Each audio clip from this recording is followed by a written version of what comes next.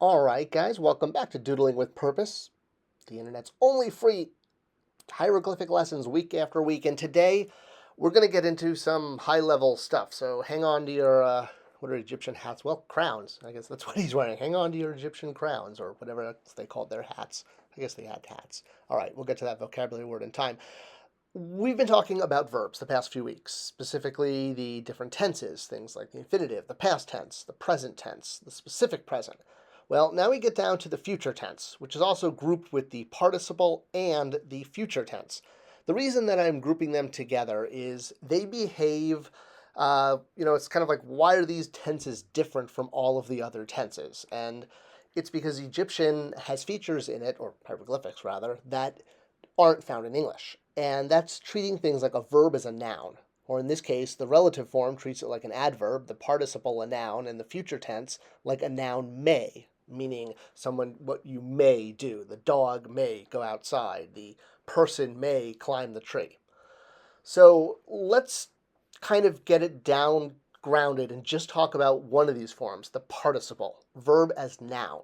What do I mean by this? Well, if you have a verb, and we've been using ma'a, to see, as our example of a doubling verb, and we're just going to continue with that, it changes to see to one who sees.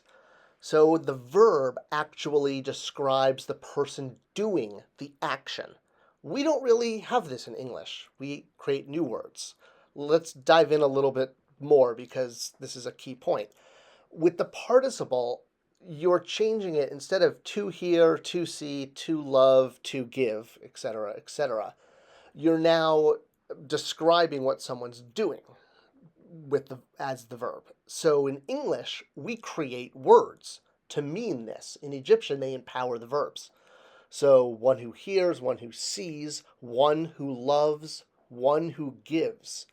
So as an example, one who gives, well, in English, that would be a giver. We have a different form of the noun. The person who does the giving is the giver. In Egyptian, it's the one who gives, or the one who loves. We would say lover. The one who sees. We would say, viewer. The one who hears. Listener, or audience, if you will. So it's a different way of thinking about verbs.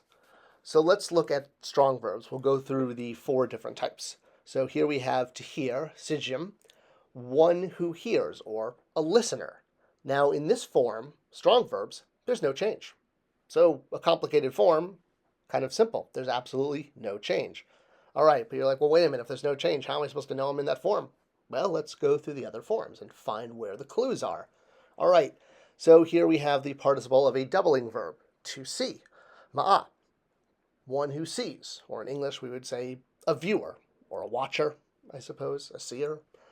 So also, doubling verbs, no change, no change. So no clue there with a doubling verb that we are in the participle tense, at least at first glance. So strong verbs, doubling verbs, there's no change to them at all.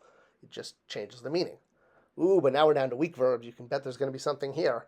You bet your bottom Egyptian money thing. All right, what the participle does is it doubles weak verbs. It turns them into doubling verbs. So suddenly a weak verb's weak consonant is doubled.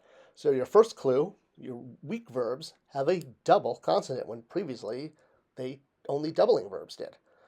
And your extra weak verbs, and this one gets kind of sort of 1.5 modifications. The first is, again, if you have that R, it loses the R at the beginning. Again, it's just part of the language. Accept it, move on. The second one, though, is more important, is it also doubles that weak verb.